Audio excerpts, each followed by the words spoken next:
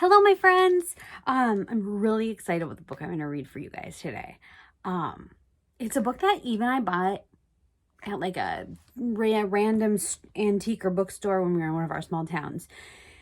And we bought it only because of the illustrations. And I don't even think I've ever even read it, but I really, really, really, really, really, really want you to see the pictures in it because they are so inspiring and so cool. Yeah. So the book is called Listen to the Wind. It cost me $1. I should probably have taken that off, but I didn't. But look at this. All of the illustration in this book is the same sort of collage. It looks like you can feel it. Like it's like fabric. It is so cool. All right. It's called Listen to the Wind, the story of Dr. Greg and 3 cups of tea. Listen to the wind. Look at that. I hope you guys can capture how cool it is. It's definitely collage, but there's just so much dimension in it. This is like fabric, and you can tell that they actually have like, this book is being held in these. It's so cool. For Julia, for Leo with love, in memory of Haji Ali. And again, this is all collaged trees. Oh, they're so beautiful. I cannot even express to you how beautiful. I hope this comes across because it's just the prettiest thing. We are the children of Corfi.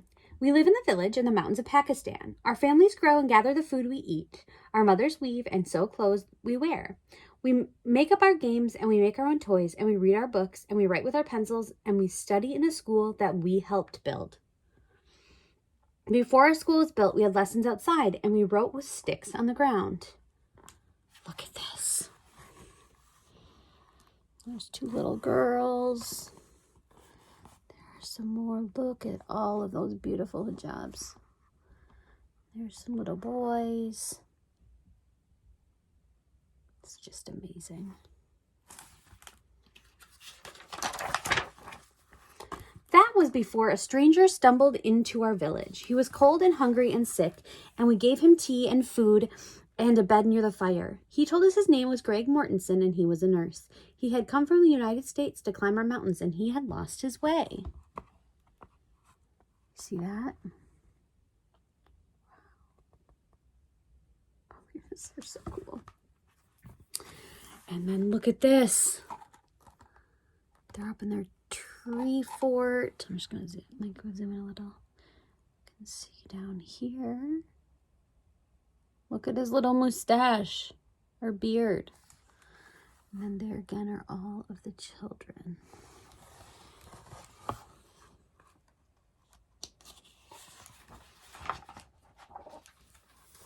When Dr. Greg was well enough to go home, he asked Haji Ali, our wisest man, to help him think of something special he could do for Corfi.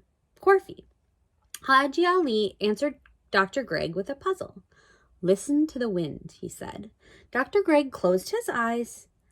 From above the village in the high, flat ground where we sat at our lessons, the wind carried our voices down the path. Dr. Greg heard our voices. He felt the wind blow cold against his face, and he understood. Corfi needed a school. Dr. Greg promised to come back and help us build one. We watched him walk away until he disappeared into the folds of the mountain. So there's the first one. So that is Haji Ali, and then there is Dr. Greg. Look at his bag, his mitten. You can see the texture on this guy's hat and his beard. And then there is Dr. Greg on the mountain. You guys, these pictures are so amazing. 1 year later, we saw a man walking on the path far below our village. It was Dr. Greg. We all ran down to meet him. In Skardu, the nearest big town, he had collected lumber, cement, and tools that we would need to build our school. But high above the Braldu River, we only had a single cable with a small box that could carry a person to our mountain from the next one. There was no bridge. Without a bridge, we could not bring the heavy loads of supplies to Corfi. So here is this amazing picture. Oh my goodness, it's so cool. nerding out about this book. There's Dr. Greg coming back. And then over here you can see all of the children. And there's their little string. Look at, definitely wouldn't want to fall down here. So everyone worked together to build a bridge from our mountain all the way to the mountain on the other side of the river. Many months later, Dr. Greg and our fathers and friends crossed the strong new bridge, carrying supplies we needed to build our school. They continued to climb until they reached the place where we had piled a mountain of stones cut from our own mountain. Oh my goodness, with these super cool things. So you can see some pilings over there, and then they're just bringing all of this stuff across over this like treacherous openness right here from one mountain to the other.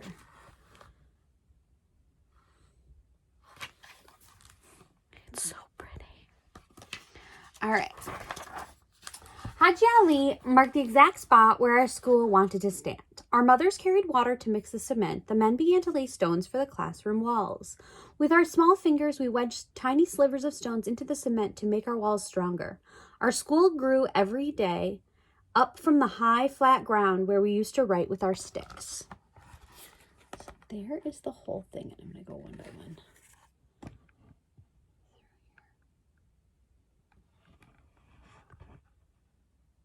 Look at how beautiful.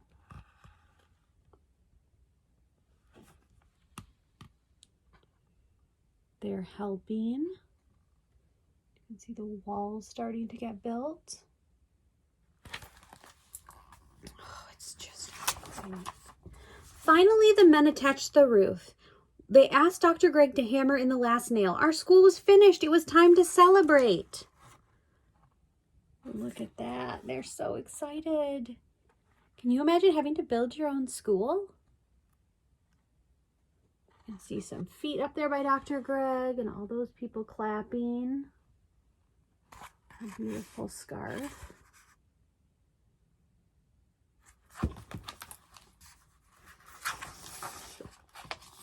Our Imam, Shur Taki, our wise man Haji Ali, and our teacher Hussein, Dr. Greg, who kept his promise, Julia, librarian, who brought the books, the craftsmen, the workmen, the porters, the grown-ups of Corfu, the children of Corfu, even the yaks, the dazos, the goats, the sheep, all marched together to our new school.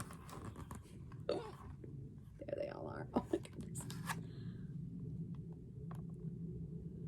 Look how amazing. All those people. The mountains in the back. All climbing up, and you can see the animals interspersed. The people. All of this is collaged. They didn't draw it. They looks like they painted this kind of texture on here, and then they cut it into the mountain shapes. Even these little circles are collaged in. It's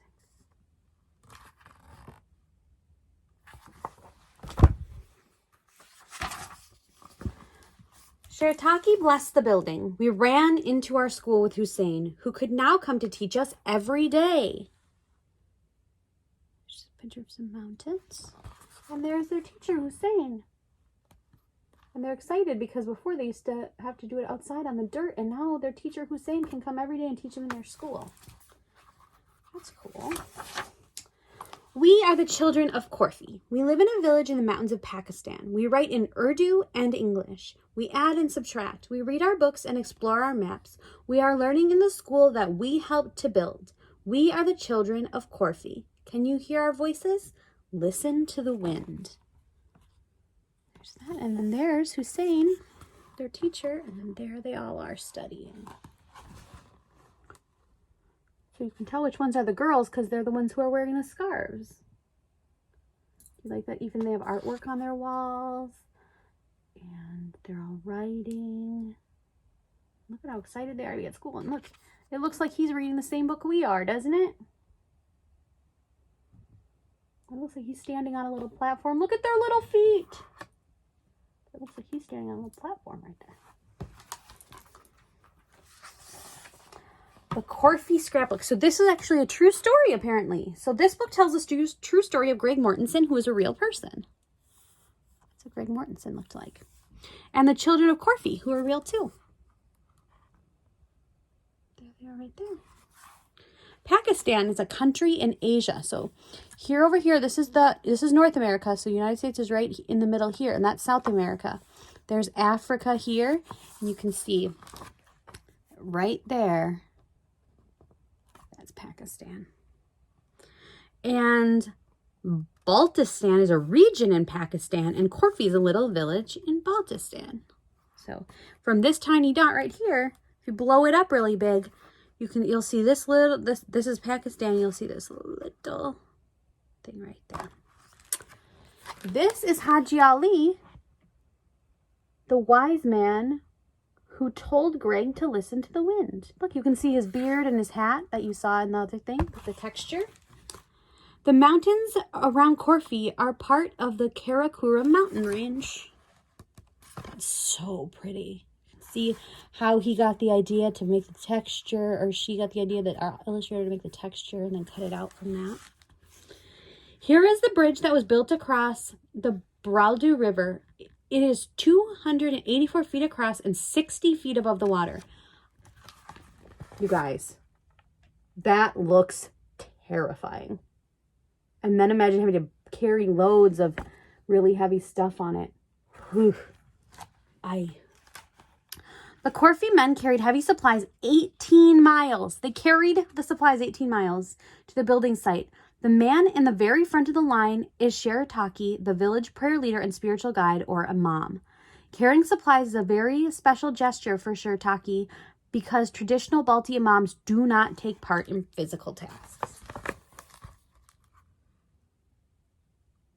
You guys, 18 miles is so far, and they had to do that whole walk with all of these heavy building supplies because that's how important school was to them. I think that's amazing. This is a picture of some of the men and children working on the walls of the Corfie school. And here's the finished Corfie school seen from the back. They built that. That was like the men, the women, and the kids all worked together. Dr. Greg helped cook the feast for the school's opening day celebration on December 10th, 1996.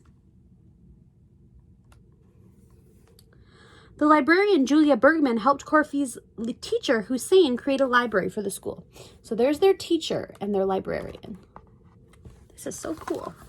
Corfie School was the first one Dr. Greg helped build, but since he has overseen 57 more schools built in Pakistan and Afghanistan, such as this one in Hushi, Julia Bergman helped him fill them with books. Teachers have been trained, and today about 24,000 children attend these schools. That is so cool.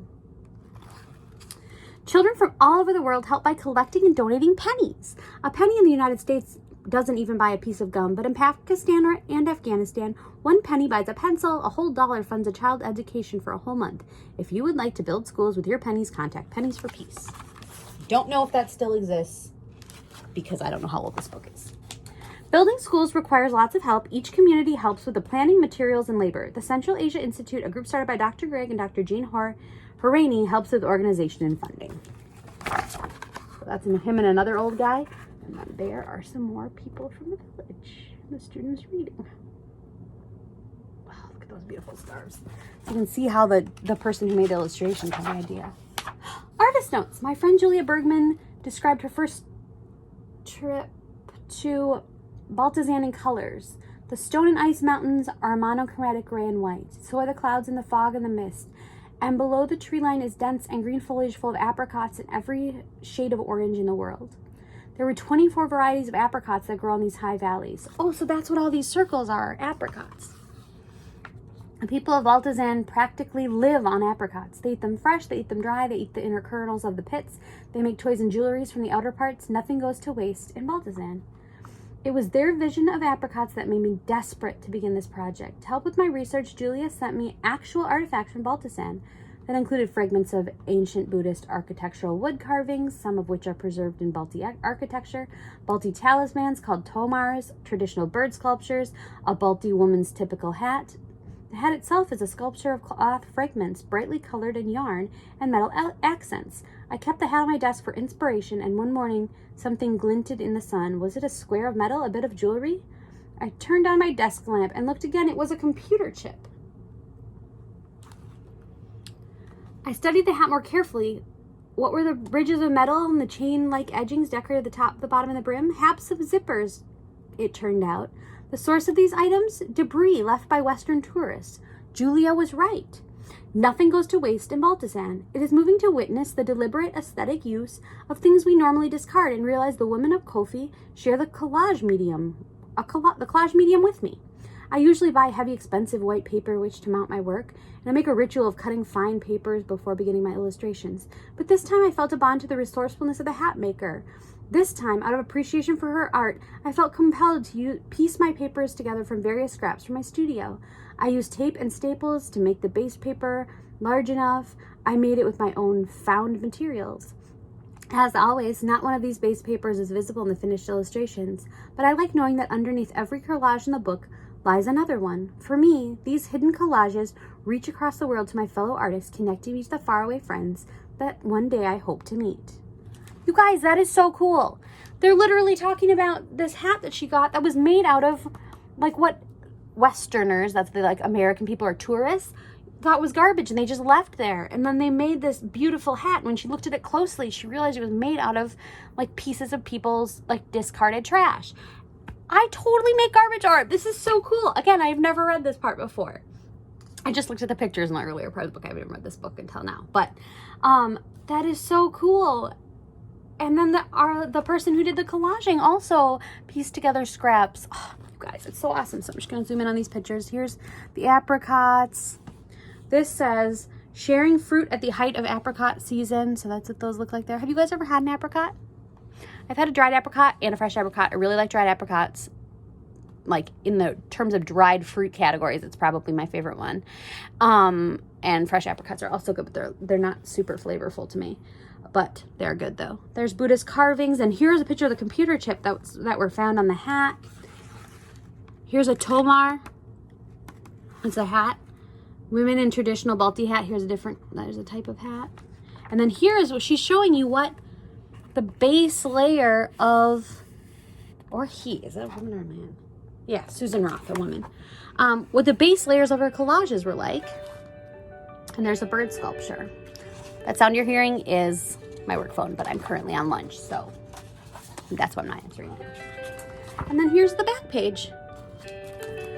You guys, one, that was a cool story where we got to learn a little bit about Pakistan and about the children there and about school. But again, I really just I read that book to you guys because I just really wanted you to see the illustrations.